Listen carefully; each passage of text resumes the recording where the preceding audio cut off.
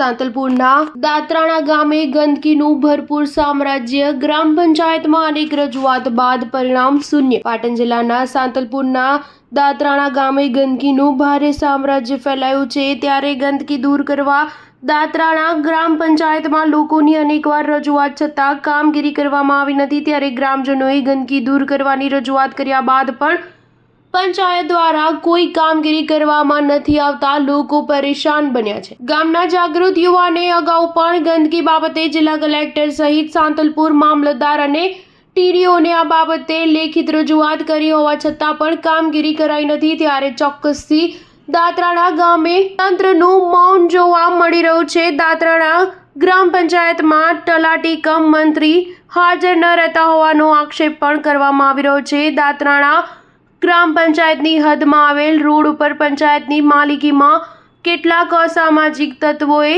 ઉકરડા કરતા ગામમાં ગંદકી વધી છે. દાત્રાણા ગામે હાલ ભર ઉનાળે પણ ચોમાસા જેવો માહોલ જોવા મળી રહ્યો છે, જેનું એકમાત્ર કારણ અહીંયા પાણી અને ગોબર ભેગા મળતા કાદવ કીચડનું ભારે સામ્રાજ્ય ઊભું થયું છે.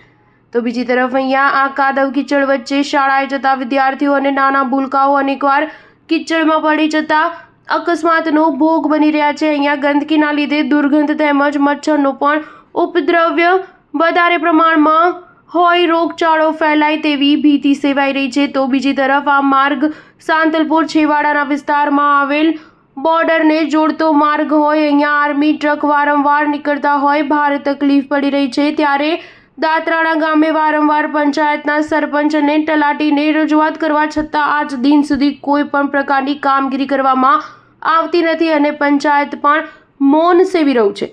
ત્યારે જાગૃત નાગરિક દ્વારા તાલુકા વિકાસ અધિકારી સાંતલપુર, મામલતદાર, ગ્રામ પંચાયત દાત્રાણા, તલાટી કમ મંત્રી અને સરપંચને કાદવ કીચડના ફોટો સામેલ કરી લેખિત જાણ કરી કાદવ કીચડ દૂર કરવાની માંગ કરી હતી. છતાં તંત્ર દ્વારા કેમ કોઈ કાર્યવાહી કરવામાં આવી નથી, કેમ કોઈ કામગીરી કરવામાં આવતી નથી, તેવા અનેક સવાલો ઊભા થઈ રહ્યા છે.